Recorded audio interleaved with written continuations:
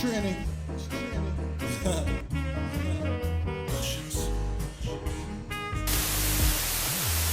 Hey, what's going on, people? It's your boy DaGman, and yes, I am back with another edition of 5 Minutes with G, and this is Vlogume number 7 is heaven, baby. But you know what, before I get into the topic that I'm going to talk about today, I just want to send a big shout out to the PT family members, Straight Shooting LJA, Jazzy Fizzle, JBK and Nathan Arsenal. Big yourselves up, lads. Also, I want to say, people, please subscribe to our YouTube channel, share those videos, like those videos, and turn on the notifications, because when these videos drop, you will be notified. Yes, you will be notified, people. But you know what? I need to say this. I wasn't planning on doing a vlog today. I definitely wasn't. It's Friday. It's 10 o'clock. I'm tired, but it's the North London Derby on Sunday, and I have to say something about the North London Derby. You know, this is crucial. Arsenal playing Tottenham is a big match in itself, but Arsenal playing Tottenham and we are 8 points behind them. It's a must-win game. It's do or die. We're in December. We're only on 14 points. We're 8 points behind Tottenham. You know, we need to beat them. We need to win this game, because if we lose this game, it's not looking pretty for us at all. Mourinho has somewhat turned this Tottenham team into a credible, and I hate to say it, title challengers. He's turned them into title challengers. You know, Harry Kane's gone from strength to strength. Son's gone from strength to strength. They've strengthened in all areas. Like, Tottenham are just looking like a team now who believe that they can actually do something this season, and it's scaring me. And like I said, we are 8 points behind them and we are struggling. We've lost 5 games already. If we lose this game, it's going to be 6 games. Look where we are at. We've got Burnley after this. We've got Southampton, who are in good form. Burnley are fighting for their lives. Then we've got Everton. Everton are looking to break into the top 4. We've got Manchester City and Chelsea, both title challengers. This month is a deadly month. It can go many ways for us, yeah, but worst case scenario, we're not going to pick up many points and we're going to be very close to the relegation zone. I don't really want to see that happen. We need to beat Tottenham. Mikel Arteta, Aubameyang, Bellerin, we need to beat Tottenham. Please do the business. Like, just looking at that match in itself, we all know the North London Derby isn't, its average game.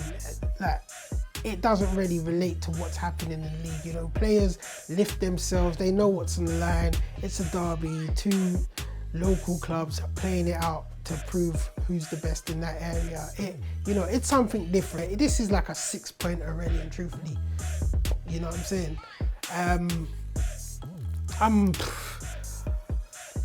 I'm just sort of lost for words, trying to think what is it that we need to do to win this game.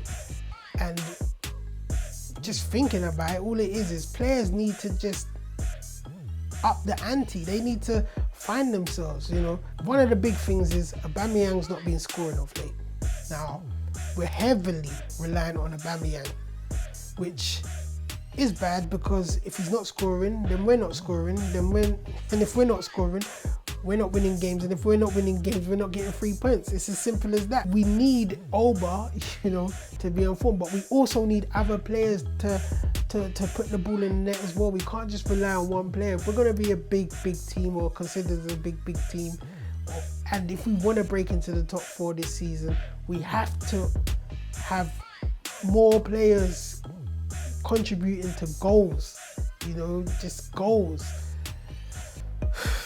So that's one thing that needs to change. But also, I don't know about you guys, you fellow Arsenal fans, and just people that like football in general, but for me, I look at Arsenal and I just see fear at the moment. In the Premier League, there's fear. Arsenal, there's a lot of fear. It's like players don't want to commit to anything. Players passing backwards constantly. Players don't want to drive forward with the ball. Players don't want to take it on themselves to make a run, because if they lose the ball, I don't know whether it's laziness, they don't want to run back for it, or the fact that if they lose the ball, they don't want to be that guy to lose the ball. But with that, there comes the lack of creativity. It hurts me to see it, because Arsenal teams in the past have been very creative, very bright, one-touch passing, fluid, fluent, moving the ball from left to right quickly. Do you hear me? Take it hard. I just think about the teams we've had in the past, and I know we're not in the past. I know we are here and now, but I'm just saying these players are capable of producing that sort of football. It may be the Europa League, and I've even discounted the games in the Europa League, but look what happened in against Rapid Vienna. We played the game that we know we can play. We could have potentially won that game 8-1, So it's there. The players can definitely do it. We have the players to do it, but our current squad, our current 11, first choice 11, they need to up the ante. And maybe the fears they're introduced because there might be a little bit of fear from Arteta. Maybe he has to be a bit more fearless in his squad selection. Maybe he needs to demote and promote some players. Maybe he should be starting the likes of Reiss Nelson. Always starting Saka from the start. Having these young, bright, attacking players playing. Maybe Smith Rowe needs a chance now. Maybe Smith Rowe is the answer to the number 10 position.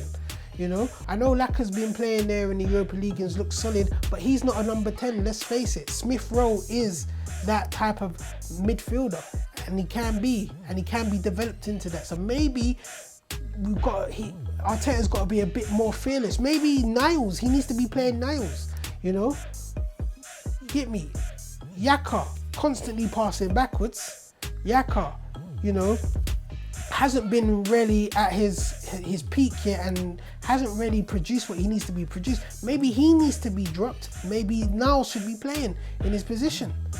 I feel we're at a point where some of the more experienced players are proven and proving that they just constantly letting the team down, and maybe it's time to be fearless and throw these young players into the game.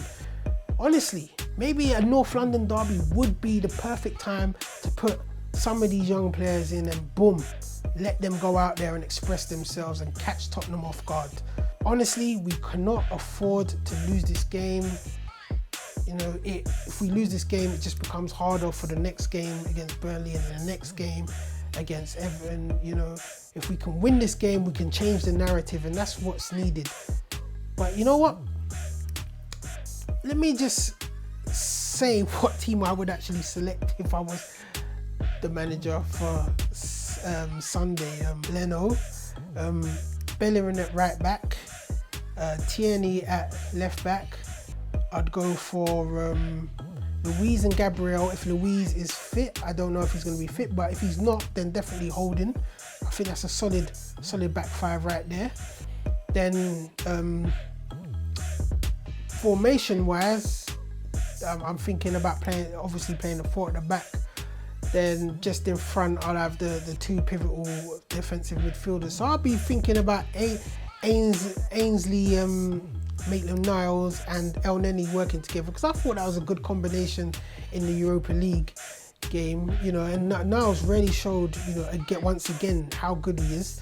I'd be a bit cautious, so I'd probably put Willian as that third centre midfielder. But you know what I'm saying?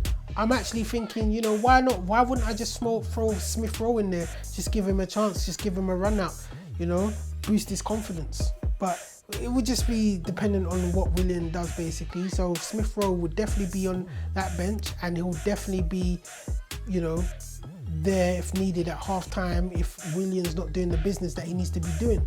But on the right, I'd have Reiss Nelson, definitely Reiss Nelson. On the left, Saka, and then up top, I'd have Aubameyang. Now, Lacazette misses out, but that's only because I feel like he is a striker, and at the end of the day, I think it's better to have you know, him playing in his position rather than not playing in his position in this type of match. I honestly do believe we can win the game, and I'm going to predict that we're going to win it 2-1. You know, hopefully Tottenham don't steamroller us, but I believe we're going to win it 2-1. So, yeah, that's basically my feelings about the North London derby and the games coming up. I honestly do hope that Arsenal put in a performance this weekend, because I do believe if it does go the wrong way, then this could be, you know, the starting of the downfall of Arteta. And I say this without trying to cause fear and hysteria and, you know, be one of those fans that are always trying to be negative, but I just think there's a point in time in the season where you just can't come back from bad results. And no matter what you want to say, we've got 5 games afterwards, which in this period look like, you know, they are big 3-pointers. But you know what? My views on the North London derby.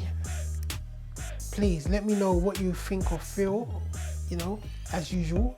And I've got a question for you. You know, if you do see this after the North London derby, whatever the result is, what is it that you want to see Arsenal do from here on in? As in, like, what changes do you want to see done?